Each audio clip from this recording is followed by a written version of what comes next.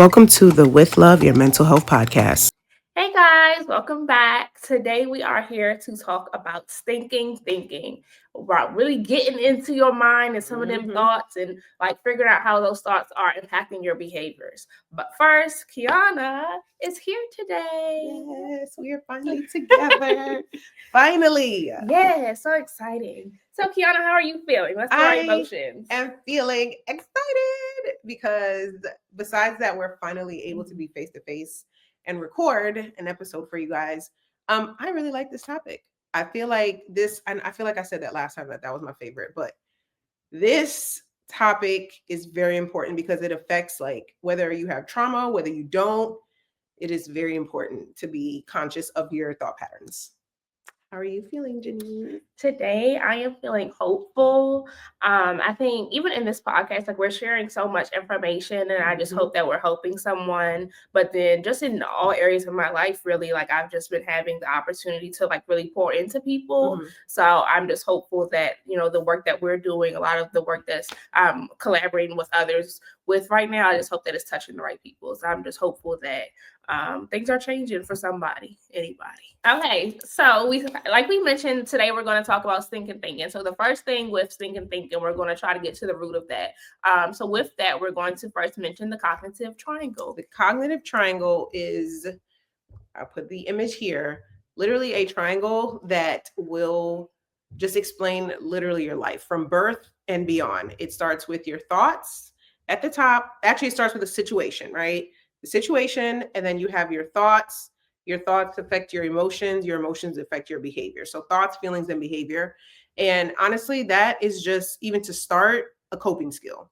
If you have no idea what else to do, if in a moment you don't know what's going on, you can take a minute. What am I thinking? If that's too hard, what am I feeling? If that's too hard, I can think about my behavior. Behavior can look something as simple as getting up and getting a glass of water, taking a shower, getting something to eat, refocusing myself. So a short example is, okay, the situation is I have to get up and go to work. If I don't like, not if I don't like, if I don't want to, right? If I don't want to go to work, right? That's where my thoughts will go. I don't really want to do that. Then I can go into my emotions, right? How do I feel? When I woke up this morning, was I feeling rested? Do I even like my job? Do I love it? Do I hate it? And then that'll affect my behavior. So if I wake up and I'm like, oh, I don't want to get out of bed, how do I feel? Well, you know what? I actually love my job. I am excited to go about my day. That can switch, and then my behavior will reflect that. I can get some coffee, take a shower, do something else. And then the next day or the next time I have that thought, I can go back to what I did before. What was my behavior before? I got up, pushed through, I was fine. Now, on the negative side, if I hate my job and I hate everyone around me and I'm just really not in a good place, my behavior will reflect that too. So it would look like either me calling out, no showing, or going to work and being an absolute menace and getting nothing done. And then from there, I'm just in that cycle. And that's what we're going to be laying the foundation for today before we get into the way that, again, the top of the triangle, the way that thoughts affect the other two. And as you see in the image, the arrows go back and forth because they all affect one another, but they just start in that way where it goes thoughts, feelings, and behavior. Yes, I think the cognitive triangle is something that I enjoy working with people working with people on the most. One, I feel like it was one of the things that kind of changed my life. Growing up, like you always hear you can do anything, and like you could be anything you want to be. But I don't think I always felt like that. Yeah. So growing up, I had the mindset that I couldn't do everything, and because of that, like now, like knowing the cognitive triangle and looking back, I can see places where I didn't try my best or give my all because I didn't believe or think that all was capable or I was capable of all or that all was available to me. Yep. And then I can see how when my thoughts change, my behavior changed, and then my outcome changed. Exactly. I think about like cheerleading, or even now my daughter is cheerleading, but like yesterday, some of my students had like a dance performance. And you have to believe that you can do it. Yes. And when you keep like your affirmations and stuff like that, when you keep telling yourself that you can do it, then you go out there with a different confidence versus if you're telling yourself like, oh, I'm not going to do good, or I'm not good enough, or I'm going to fail, or they're going to laugh at me, then like that shows through your behavior. So I really just want to remind people that like sometimes the biggest battle, or like making progress in any battle, like it really starts in your head with your thoughts. Because like Kiana said, it that is directly related to your behavior and your emotions. Like your life, and I'm gonna just say this over and over, your life moves in the direction of your strongest thoughts. So if like you're saying, so for example with the dance and stuff, like if you're already telling yourself I'm not good enough, your brain is not going to try. It's gonna be like, girl, you already told me that's not good enough, so what are we doing? It's just like I've had that experience with math. I'm still terrible at math, but I was in a situation where I had to pass a class, and I'm like, I've never really done good in the subject. I've just always kind of like made it, like scrolled by or whatever. And I had to, like, I was in grad school, so I had to, like, there was no doubling back on that. So, but when I sat down and I was like, you know what, let me just really put my effort in. And I did all right. Don't ask me nothing about the subject, but I got through. Because again, all my life, I'm just like, I'm not good at it.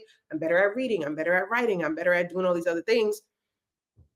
When I sat down, because my brain is telling me, well, if you don't get it, then why am I trying? What's the point of trying? It's always going to be difficult. You're always going to have that barrier there. So you have to change your thoughts. And sometimes too, it does involve, it's not lying to yourself. It's not fake it till you make it. It's believe it to receive it. That's what it is. Not fake it till you make it. Believe it to receive it. So I may be nervous about the dance. I may not be good at math. I may feel that other people are doing this. I can do this. I can do this. I can do this. And then, so that's the foundation. Thoughts, feelings, and behaviors. And again, your life moves in the direction of your strongest thoughts. That is just the thing for this whole episode. Okay, guys? Yeah, I even think about the other day when I was meeting with one of my students, or my intern, actually, we were talking about how, growing up, we talk about, sticks and stones will break my bones, your words will never hurt me. But your bruises and the cuts and stuff will heal. But sometimes even like your thoughts and your behaviors are based on things that other people told you, or things that you heard and that were just kind of instilled in you growing up, and that you kind of internalized. So of course, first make sure that you have positive thoughts that you're telling yourself, but also be intentional to tell other people positive thoughts, because you don't know how the things that you say to them now changes their behavior, how they believe in themselves, and the things that they try to do. I will say too, like, to go off of what you're saying, when I work with people, especially a lot of women, like, we always get into the conversation of self-esteem. It always comes up. But one of the things I find myself asking is, like, from people is like, when they say, well, I'm not good enough and this and that, my question is always, who told you that? Like, and then whose voice is that? Whose voice are you hearing when you're hearing, I'm not good enough, you're not smart, you're not this, you're not that? And a lot of times, unfortunately, it comes from somebody that they love. So it's easier, the way to get out of it when it's someone that you don't like, or someone that you don't care for. It's, well, if I don't believe them for anything else, why am I believing what they have to say about me? If it is for somebody you love, it is, humans are humans. People are going to make mistakes. And then I have to still replace whatever the thing is for myself, and then setting boundaries and doing all the other stuff we talked about in the first 4 episodes. Okay. Yeah, no, really. And I think that's important too. Like, be very intentional and be careful, like, who words you give power to. Yes. I think sometimes it's not alarming. Like, I understand it, but it's still surprising sometimes when someone will come in and be like, oh, my mom is crazy. She's this. She don't have no healthy relationships. She can't keep a job. But she told you, oh, you're not going to be good at anything, and you're holding on to that as if she has any kind of like evidence. As if anything she has said has ever made sense. But this is what you're holding on to and internalizing, and you have internalized it. So now you're not trying to do anything. So the words of someone who doesn't even have their life together is now controlling your life. Literally. Like, we can't. Yeah, because it doesn't, in the moment, it's hard, but when you sit back, and again, that's why we provide this kind of information, because it doesn't make sense. Yeah. Like, I don't believe you. I wouldn't believe you if you told me the date and time and that was correct. So why am I believing you about that? Doesn't make sense. So these are ways, the replacements, because cognitive distortions, things with the cognitive triangle, anything like that, you have to replace it. Even if you don't believe it, 9 times out of 10, you believe whatever the negative thing is that was said. So now it's time to start believing something else so I could receive different outcome. Yeah. Okay.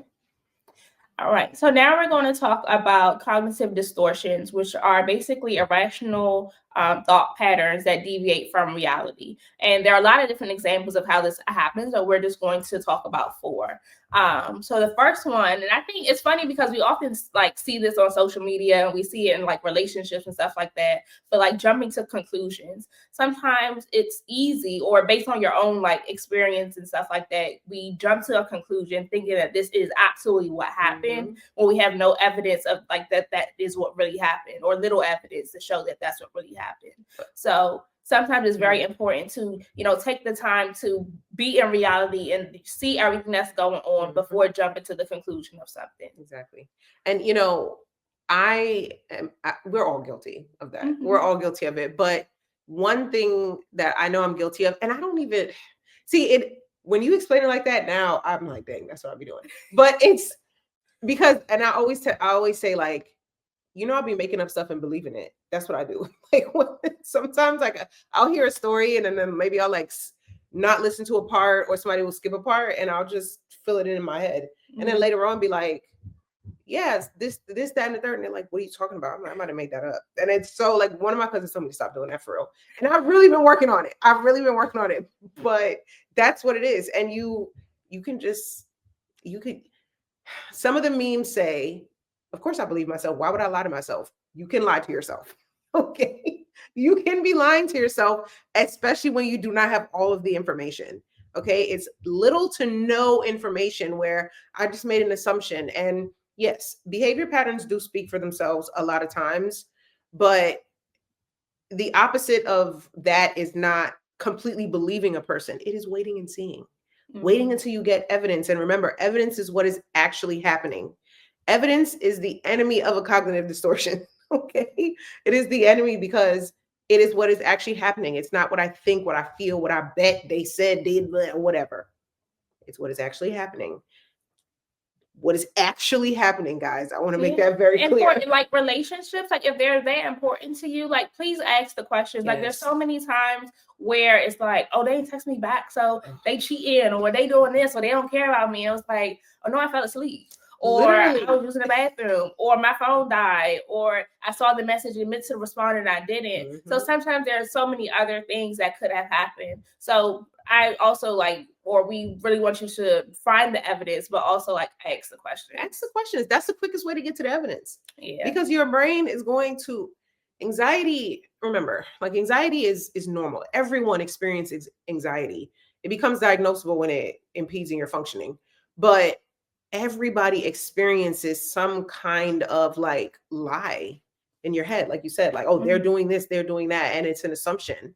And then we feel, sometimes I don't feel like that feeling of feeling stupid after something happens hits hard enough, because then we do it again. Like, oh, I actually fell asleep. And they're like, oh, anyway, like, no. Sit in that for a second, so that you can move forward and be like, okay, I should have just let that be the new thing where I ask the question versus making the assumption. And because who am I making upset? Myself. Yeah, I think that's the thing too. If we look back and think of the times that we let our own thoughts cause us to be upset or get out of character, I think that has been a area that I noticed, or even having this conversation now, realize like I really have to work on, because I think the conclusion that I jump to sometimes is that like, oh, they're trying to get me, or they're trying to hurt me. So if someone does something, I assume like they lost all respect for me, like it's a war, like it's very 0 to 100 for me. So now I'm coming at you full force. When maybe you were just having a bad day, and you realize you said something wrong after, or like you just having a moment, and I didn't need to go as low as I did. So I think that is a conclusion that I jumped to a lot. Or even sometimes misunderstandings. Like it's a misunderstanding, but I've done jumped off the edge when you just sent the wrong message, or you just typed the wrong word. So definitely get all the evidence. And even like in situations with like that, I try to remember now to react based on the person's character, not the situation. So just because they acted in a certain way, like there might be something else going on because I know this person does not want to hurt me. Yeah. So remembering their character and not like getting stuck on just a moment in time. So that is one thing that I always talk about with my clients, like specifically people in relationships. And I feel like I might have said this before, but it's okay. This is how we learn. We repeat ourselves. But when people are coming to me in session or whatever the case may be, I'm talking to the person in front of me. They're giving me an account of this person, that person, this. My biggest thing is, who is this person to you? Like, and understanding, again, people will hurt you. That's what's going to happen in life. And it's not always intentional, but if I think about the individual, do they love me? Do they have the best interest for me? My best interest in mind? Do I believe that they intentionally tried to hurt me? So when you take a second and don't jump to the conclusion, and you think of like that individual, that can help as well. And to what you said before about taking things personal, that is our second. Personalization is our second distortion for today. And I'm telling you guys, the secret to life is not taking things personal. Yeah. The way that I think of it, in order for me to take something personal, I have to believe that person got up that morning and was like, I am going to like really piss Kiana off today. That's how like far removed I am from, because do I think I'm special? Yes, I'm special to me. But in most situations, like, you're not that special. Like in that, to where that person is like, I am going to hurt you. I am going to, and don't get me wrong, in some situations it is so. Like people have, terrible intentions and ill will. They can sometimes. But if we're talking about everyday situations or situations where I have, again, evidence of somebody being good to me or us having a reciprocal relationship, I have to challenge my own thinking, because that's thinking. That's the whole point. So yeah, and really get into the root of that. Like, is it that you think or that you believe you don't deserve people to be nice to you, or you don't deserve healthy or positive relationships, and really dealing with those thoughts, like the core of the situation, exactly. And changing those thoughts, even identifying where they come from. Is it your upbringing, your relationships in the past, and changing that whole thought pattern so that you could operate differently, so your beliefs and your emotions and your actions are different moving forward. Exactly. I find myself asking that so much, like, well, okay, I try not to ask why, like, oh, well, why do you think that? Or why did they do that? But sometimes that is the challenge. Like, well, what makes you think that was personal? And 9 times out of 10, people don't have any evidence. They don't have any evidence of it, unless somebody said, like, I wanted to hurt your feelings. But then again, that's evidence. That is evidence of the opposite direction versus like, I just made up a whole story. Let's, everybody, as we head into the new year, let's stop making up things. I'm going to stop making up things and believing them, because it can ruin your life. It can ruin your relationships. I really think about like past relationships, and I'll call my sister and be like, so this happened, but guess what I thought in my mind? And then she like, Janice, like, what are you talking about? Like, how did you even get there? And I'm like, I don't even know. Yeah. But like the story that I made up, like, I need to write a movie at this point, because my stuff. Listen, we're not alone. Listen, I need an award. I'm telling you. Listen, we're just girls. We're just girls. But even acknowledging that about me, so like now I have to be intentional and like, Janice, you go too far. So like, let's not even go down this rabbit hole. Ask a question, or let's put in some positive thoughts instead of first just going to the negative. Yeah. Or even, and sometimes even if you don't have the capacity for that jump, calm down. Yeah. Calm down. If you feel yourself, and it's also figuring out, one of the things with the cognitive triangle is figuring out what your warning signs are. So if I am triggered, and I know, again, I go there very quickly. I don't like to say 0 to 100, because it's not. It's usually 0, 1, 2, 3, 4, all the way to 99. But it doesn't feel that way, which is why you have to calm down.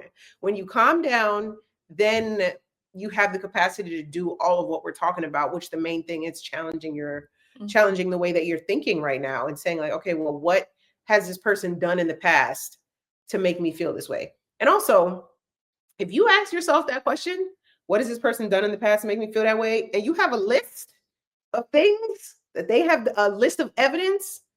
We need to figure out why are we Even in talking? this situation. Why? Yeah. What are we doing? If I have so much evidence, if I have none, that's on me. If I have a bunch, that's also on me, because what are my boundaries looking like? What am I doing? So, and again, the deeper thought, why do I think I deserve this? Why do I think this is okay? Why am I staying? Or what's causing me to stay? exactly. Knowing that every time he don't answer the phone, I think he's cheating. It's because he did it 10 times before. So what's causing me to stay here? Exactly. I mean, yes, that. We'll just leave it at that. We'll just leave it at that. We'll leave it at that. But yes, figuring out your warning signs. And again, we mention it every single episode.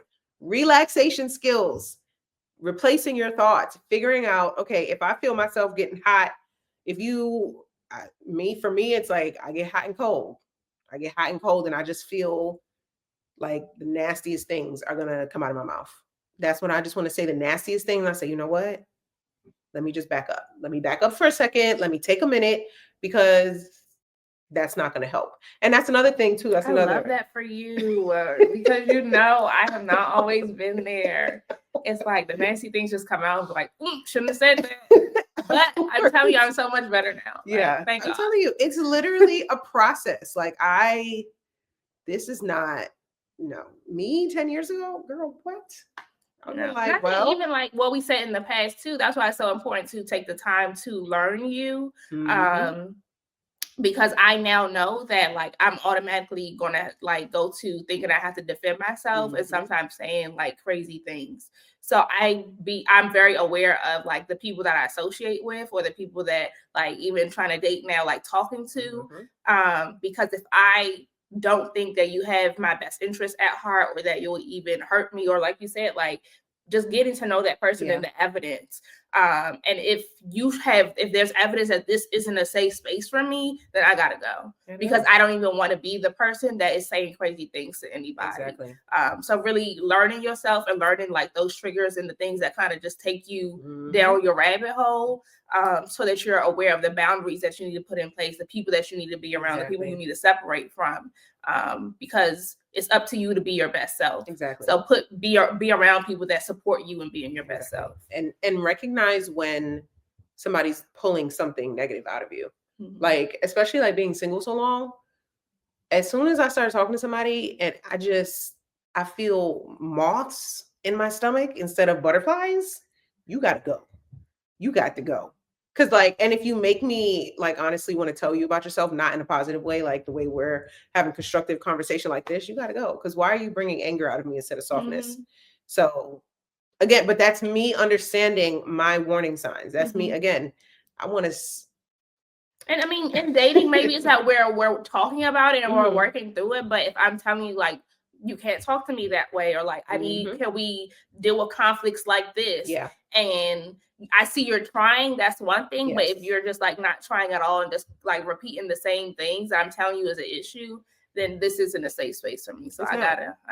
I gotta go. And being okay with that and understanding that like that is what respecting yourself looks like. If somebody is disrespecting you, you are respecting yourself by removing it instead of taking it personal. Now we're jumping to the conclusions. Now we're doing this, we're doing that, and we're going on.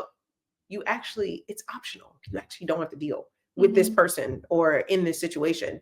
So again, remember these coping skills as we, so after you watch this episode, you can't say you didn't know. Yeah, and I think this kind of leads into our next topic of like all or nothing thinking. Like if I want to be married, then I have to deal with all of this, or I have to deal with the things that's uncomfortable or stuff like that, because I need this. I need to be married by 25, by 30. So I've had these kids by 32 because I have this timeline and it has to happen like this. And sometimes that is showing you that you're not in touch with reality, because are you even emotionally intelligent right now to have a healthy relationship? So is it that you want a relationship just to say you have one, or you want a healthy relationship that's going to last? Even again, like the timelines, I am so happy at this point that my timeline did not go how I wanted to. Like thinking that, I wanted to be married. I think I'm like 25 and have like 3 to 5 kids by 30.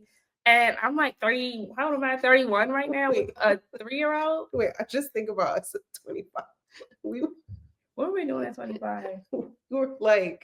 We were outside. We were outside. How old was I when you came for the? I was 25. That's why I'm saying that, because that's when my memory goes like before I bought my first car. I bought my first car at 25. So I was 25. So yeah, I know exactly what you're talking about. Thank God I did not have any kids at 25. And you're younger. You were younger than me.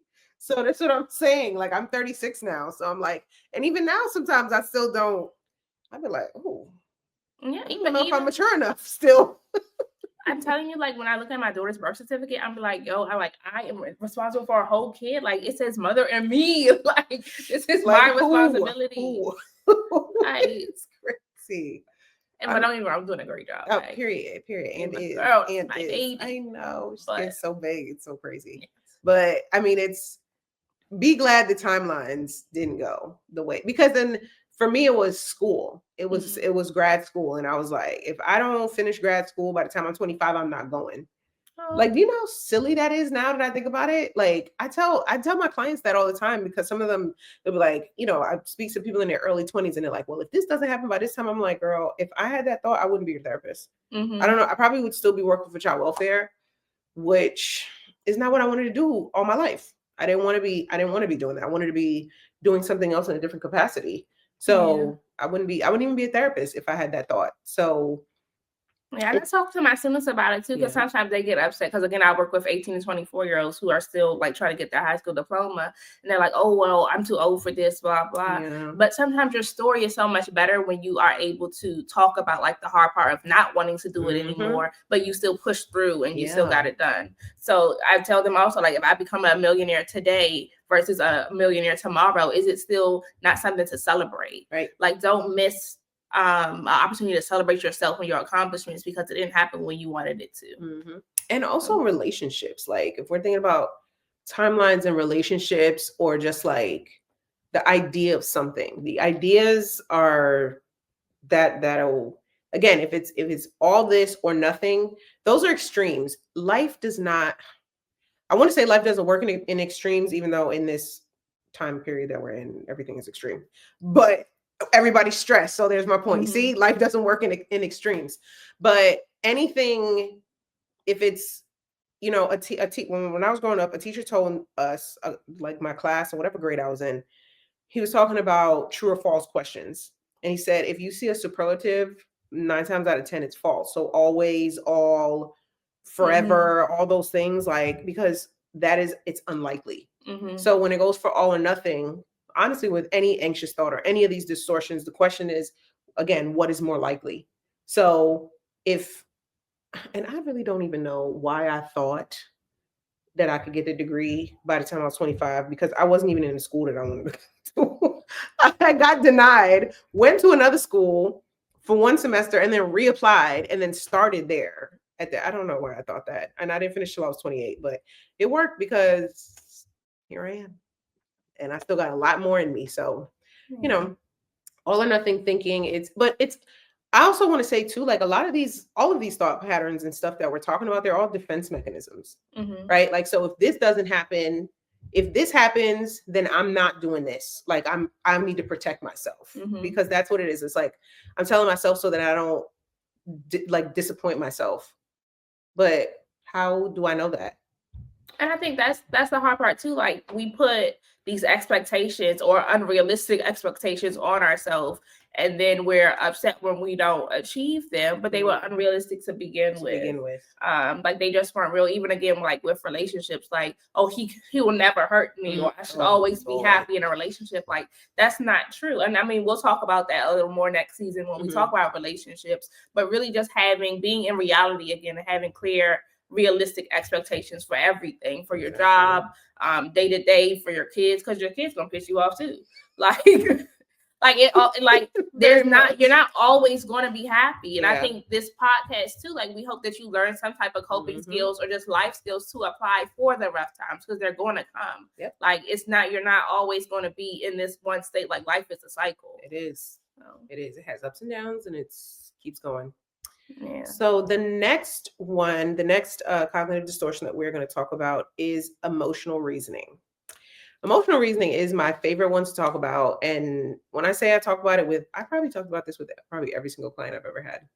Like, doesn't matter age, race, gender, across the board. Emotional reasoning is the idea that my feelings are facts. That is not true. So if, for example, if I'm afraid to fly, I'm afraid to get on an airplane, and I'm sitting in I'm sitting in my seat and I'm afraid and I just think this situation is scary. I'm scared. The situation, that doesn't mean everybody is on edge. It doesn't mean that everything is, just going in a negative way that I think is going to go just because I feel that. So, are my feelings valid? Yes. My feelings are valid because I feel them. But that doesn't mean that they define a situation. And that's a really big thing for people. So it's, well, my feelings were hurt, so everybody has to, I don't even know. They just have to everybody has to accommodate. Everybody has to accommodate me because my feelings are hurt. Your feelings are your responsibility. So as we see in your feelings are your responsibility. They are your responsibility. And if somebody hurts your feelings, it is your responsibility to express that to them, to let them know. Like, instead of, again, the all or nothing thinking, they know what they did. They did that. Okay, well. And it's your responsibility to heal when someone else hurts you, even if they never apologize. That too. Like, it's all you. I think I not hate, but strongly. Not even dislike. I empathize strongly for the people who live in the shadow of someone else's behavior or like the trauma that someone else caused. Like, your feelings, the emotions that this experience brought to you are valid. We sympathize all of the things with them, but that person has moved on with their life. Yeah. So, and how long are you going to let the excuse be like, oh, well, they hurt me? I think people look, like, specifically what you said about people not apologizing. Please understand that, like, when you if you decide to communicate something with someone, that is for you. If you go into a situation looking for either an apology or something, I mean, it's just going to lead to more disappointment 9 times out of 10, because more than likely the person cannot give you what you're looking for, because what you're looking for is for your pain to be undone. It's not going to happen. Yeah. It's not going to happen. What you can get out of it is understanding for moving on for the future. Like, that hurt my feelings. Please don't talk to me like that. Or, I assumed that it was this, and allow a person to speak. And I will say, for any communication, we use our I statements. I was hurt when you said, not you hurt me. Or you did this, no. Because the wall is going to go up immediately, and then you're going to be having I have to defend myself. Exactly. They're going to be trying to defend themselves, and now the whole emotion, there's a judgment now, and the emotion is lost.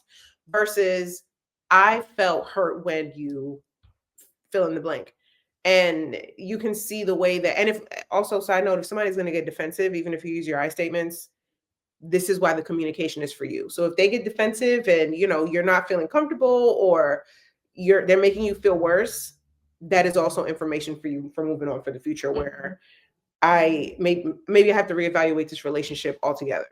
But either way, it is your responsibility. It's not the other person's responsibility, because, again, it would be great if somebody could apologize and my memory of what they did to me is erased. Yeah. And I do want to clarify, because I think even when I say, like, I hate it, it's because I feel like we have so much power. Yes. And it just bothers me to see people give up their power. A lot of people don't wake up the next day, but you woke up and you have the power to change your life, to change your family, to change your household, and to just give that power to someone who doesn't care. It just bothers me to my soul, because I just want so much for people. Or for them to, like you say, even recognize their power. People don't recognize how much they give a situation. They're not recognizing, like, how much they, it's, I mean, I'm way more conscious now because, I have a big personality. I can be intimidating, apparently. But I've always said, like, when people are like, well, you did this, like, you hurt me, you made me feel this way. I'm like, how? Like, I didn't realize, like, how did I have so much power for my opinion? I still kind of feel like that sometimes, but I communicate it a lot better because sometimes it don't even be worth it, especially if it's somebody I care about, like that I really like. That happened recently with one of my good friends. Like she was like, well, you made me feel this way. And I was like, I'm glad it was through text, because even though some don't have those conversations through text, call the person. But I'm glad this conversation was through text so that I can take a minute and be like, the important thing here is that I hurt her feelings. It is not about, because I could argue, I could argue till kingdom come. Like, it doesn't matter, because this is my sis. Like, I did not intend to hurt her feelings, and that was it. I said, I apologize, and that was not my intention, because it wasn't. But for her, that's what it gave. But recognizing your power is very important, because you can affect people more than you think. Yeah, I think about even the people in relationships who like they break up and they're like, oh, she broke me or he broke me. Oh my It's like, gosh. this person didn't create you to break you, or like, we just got to be careful with the things that we say. I even think about the people who like, I can't move on until I get closure. If this relationship didn't work out and like your behavior, again, the evidence shows that we are not capable of having a healthy relationship, there is no additional conversation that needs to change that for me. It's not healthy. We don't need to have a final conversation that's just going to like do what? Yeah. But that's the question. Again, that's the coping skill. What am I expecting? If I have gotten the same thing from this person, if I am in a place where I feel like I even need a final conversation, what am I looking for? What am I looking for? And a lot of times, there's jokes about it, especially in relationships, like, oh, I need an apology in person. And then all of a sudden, now I'm having a baby. Now I got in bed. Now I'm a parent. You know what I mean? Now I got a baby daddy. Like, but even like for certain friendship things, people remember our shirts. Behavior is a form of communication. It is a form of communication. So if that is what is being communicated to you, and you want to, I will never forget. I had a client tell me one time, like, she's like, no, I'm going to see this to the end. And I had to challenge her about even being in therapy. I said, well, if that's the point, then why are we talking? I said, you can go do that and then resume your sessions later. Like, if that's what you want to do, because if you are doing it and you want to see it crash and burn, then you can do that. You can do whatever you want, but let's not do the whole, oh, this broke, this, that. I also have a client who says or used to say, she's doing so good. Go client. Yes. She'd be like, that broke me. And I'm like, oh, I didn't know that things had so much power. So then she'll say it and she'll be like, nope, that didn't break me. That doesn't have the power over me and stuff. So it's all about replacement. How you work it. Like, it didn't break you. Maybe this caused me to experience a pain that I've never felt before, but I'm not broken. Exactly. And like we were saying in the beginning, so if I'm saying that if I do this dance or if I do this math homework and I'm not good enough, or people are going to do this and they're going to laugh at me, my brain is not going to do the work to defend me. It is going to I'm going to be anxious. I'm going to be sad, because this is what I have programmed myself to believe. So it's the same concept. If I'm telling myself that I'm broken and I'm this and I'm that, again, the brain's like, okay, well, girl, be broken. I don't know what you want me to do about it. So change the way you talk. Change the way you talk to yourself. Change the way that you define a situation. And that's why, again, we even start these episodes with the feelings wheel, to say that we're paying attention to how we're feeling. We're putting a name to what we're feeling. That, like, these are, even a practice that small can help you on the other end. Okay. Yeah. I don't know if I think you already said it though. It was really about like the triangle. No, the closure statements. Like, what's the goal? What do I want out of this conversation that I can control? I cannot control how this person responds. I cannot control if they hear me or if they apologize. Yeah. But like, going into those conversations, it's like, this is what I'm going to do. I just want the moment to share my part. And maybe they listen or maybe they don't. Right. But I just want to say everything that I have to say, because maybe there's part that like I want to apologize for, that I'm ready to take accountability for, but I want to have this final conversation just to get off my chest, and whatever they do with that information is on them. Yeah. Those are only 4. There's plenty of cognitive distortions of titles and types. And what I will caution people against is because part of me wants to caution people against Googling them and then reading them and being like, I do this, I do this, I do this, and so there's something wrong with me. You could find a list and find that you do or have done all of them. The main thing is the how you challenge yourself and your replacements. That is the main coping skill for all of them. Mm-hmm. And again, be careful with that because we want to remember the households that we grew up in. Mm-hmm. We're in our 30s and we're the first ones really going to therapy. So previously, no one was really taught to challenge your thoughts in this way. So just if you do decide to look it up, like this, it's just new information for you to learn and do better moving forward. Exactly. Teach your kids better, teach those who want to learn better.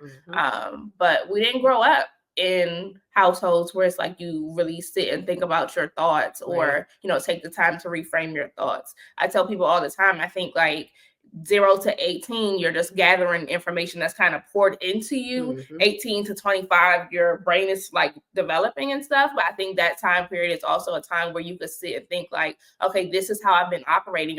What do I want to take and, take into my adulthood life? And what do I realize isn't the healthiest? And I want to leave it in my childhood. So again, just this whole thing is really about just gathering new information, not to make you feel ashamed or embarrassed or anything like that. Just now I have new information. How do I apply it? Exactly. And also like cognitive distortions didn't just become a thing because you learned about it today. It's been a thing because like you said, the generations haven't grown up in, like things like therapy and stuff were taboo and only for crazy people. It's only for. But also the media. I think I think someone was talking, or I was watching a podcast the other day, and they were talking about how like the Black men are often the ones in jail or the ones beating people up or the criminals and blah blah, and how that makes Black men look at themselves. Like, I don't see me as a doctor because I've never saw me as a doctor. I don't see me successful all the time because that's not what is like constantly poured into me. So also pay attention to the things that you're watching. We talked about programming previously, but those are also things that kind of impact your thoughts. Even for myself, again, we talk about these Christmas movies. I'm going to find love. I'm going to get married. So I feed that by watching love and romance and all the Christmas movies because I'm going to go to Food Lion one day and I'm going to run my car into my husband. Like, we're going to bump cars in the aisle. Yes. And our hands is going to touch and it's going to spark. Like, the lights are going to flicker. These are the things that I put in my mind because if I don't, I'm going to see, I'm 31, I'm a single mom, no one likes us and stuff like that. And then that's how I'm going to act. So again, be very aware of the things that you're taking in because they impact your thoughts. Yeah, absolutely. Okay, so one of the last things we're going to talk about today, as far as the distortion goes hand in hand, is just, guys, please be careful with just being married to, like, again, we talked about ideals and timelines and stuff, but definitely be careful what thoughts you put on a pedestal. So, a lot of times, even if, again, relationships are just the easiest example, but if I tell myself something has to be a certain way at a certain time, I mean, you're looking at the mountaintop and you haven't even taken a step. You're looking at the finish line. You haven't taken a step. And if you take that step, you may find out, I don't even actually want this. But how do I know that if I've told myself I have to be this by 25 or I have to do this or even in marriages, I've worked with people who are like in therapy and are literally killing themselves to like make something work. And they are the only one working on it. Their partner may be refusing, their partner sees nothing wrong. And I tell them, I said, one hand can't clap. One hand can't clap. But I have a thought. What did you learn in St. John? Shout out to St. John. St. John's one hand you can't stand on one leg. That's what I learned in St. John. You can't stand on one leg. Like, so what you can with help. But if I'm standing here by myself, what am I doing? But if I also have an idea that I would never get divorced, I would never do this, I would never do that.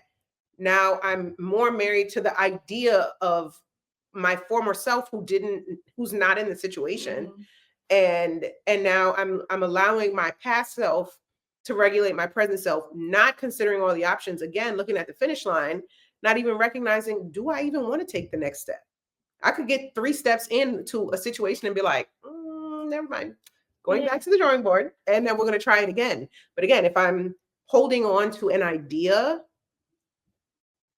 and I would add, like, be very careful with that. I think even for myself, like, I never thought I would be a single mom. But sometimes we have these ideas based on the information that we had at the time. So you can't have these ideas or these goals when you are ignorant to what that really looks like, or you really didn't know and feel like what the work that it takes, or again, like what your situation was going to be like.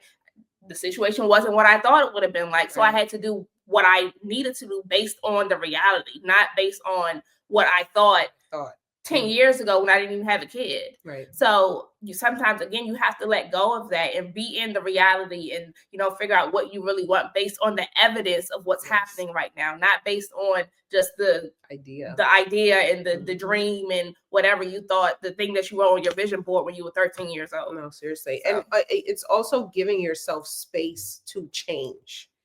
If it's the only constant in life is change. That's the only thing that's going to happen, is that things are going to change. So I am allowed to change my mind. That's an affirmation. I'm allowed to change my mind. I know I do. I'd be like, actually, no, I don't want to do that anymore. I'll be halfway through something and be like, you know what? Never mind. Actually, I don't want to do this anymore. And then I go back to the drawing board and figure out. But again, that's because I'm aware of how I feel. So, but if I'm being driven by an idea, and also even with being very conscious of how I feel, that's happened. I've been like, yeah, like I have, like, this has to go this way. This has to, why? Why? And then I can start over. Starting over sometimes is so fun. I love starting over. Even like aligning your thoughts to things that you don't have control over. Yeah. So like the all or nothing, like, oh, I have to be a mom, or I'm going to be a mom. But then maybe you babysit somebody and you're like, I don't like kids. Like, you got pooped on today. I did. I don't want kids. So now, like, you're going through a whole life crisis, because, like, who am I if I align myself to this one thing and now I don't want it no more? Now I'm like so confused. Again, be open to that change and be open to learning yourself in every chapter and honoring that. Like, I love kids for you. I love to babysit and then drop them home, but I don't want kids, and I'm okay with that, and I'm okay as a person. And like, also, I'm still good enough. I still bring something to the table. I don't need to do this to be enough. Yes, that is that for sure. Because even today, and we were talking about it, because he pooped on me, and it's like we were, talking about it with like my family and stuff. And I'm just like, every time like I watch a kid, I just don't have that burning desire to be like, I need to be a mom. Oh my gosh. I don't know what God has planned for me. And if that is what he has planned for me, he'll change my heart. I'm not saying like, ew, I don't want kids, but also I have things planned. So, I got some things planned in the next year that don't involve being a mom. So that's that. But again, but I'm aware how I feel. And again, I'm fortunate enough to have people to be like, girl, I don't know if this is for me, but and able to have those conversations. But even if I didn't, I'm in my own mind like, okay, well, maybe this is not the time right now, because this is what I'm exploring in life. But again, you have to stop, take a minute, calm down, and then let your capacity increase, and then you can take steps from there. Yeah, I also want to add to like the pedestals part, like be careful about putting people on pedestals. I never thought about it until recently when I did like a book study. And they talked about sometimes we put people on a pedestal so that we can feel like we're not that close to them, so that we don't think we could achieve what they achieve. So I have you up here and me down here because I don't think I can do what you're doing. But of course, we're all still people. We all still make mistakes. And sometimes even with putting people on pedestals, we think that they're different from us. Like, we're all here trying to figure it out. So be careful of like those thoughts and things that you think of other people, and not remembering that they're people too. Like, they're humans, the celebrities, all of them. Like, we all make mistakes. We all go through that same cycle of change and of life. Very much. So yeah. So as we wrap up today, Again, it's all about your thoughts. The Mhm. biggest wars, the biggest battles, like Mhm. they start in your mind. Yes. So really think like, what am I thinking? What am I feeling? And because of these thoughts and feelings, how am I acting? So Exactly. put positive things in, put the positive affirmations, write it on your mirror or whatever. Have positive people around you Yes. so that when you do start going back to your old things, you have people to remind you like, hey, let's not go down that rabbit hole. You can do this. You've done this before. You are capable. It might not look how you want it to, but you can still achieve anything that you want to in life. And keep telling yourself that so that you can achieve it. Exactly. I second that. All right. So we're going into our shirts. So see, my shirt is a brain, right? So we have half brain and half flowers. And it just goes with our topic today of the way that our thought patterns go. If this is what I feed myself, and not to like a fantasy, right? Or like everything is just gonna be unicorns and flowers and stuff. But if this is what I have, just like what Janice was saying, if I have the positive things around me, this is what it's gonna look like. Because human beings are made up of, we have our logical side and we have our emotional side, and both of those things come forth with our behavior. So again, remember, I'm going to put the cognitive triangle up. Thoughts, feelings, and behaviors, very important. And that's what my shirt is saying today. And it says mental health matters, but we know that. And my shirt says positive mind, positive vibes, positive life. Y'all know how I feel when you around somebody negative. Don't be that person. Just don't. Just don't. Like you gotta think the positive thought so you can feel positive, so you can act positive and influence a positive environment. Yeah. So be intentional to do that. And of course, we're here to support. If there are any questions, please comment, like, DM, whatever you need, so we can help you live your best lives and have a positive life. Thank you guys so much for tuning in. We appreciate it. Bye.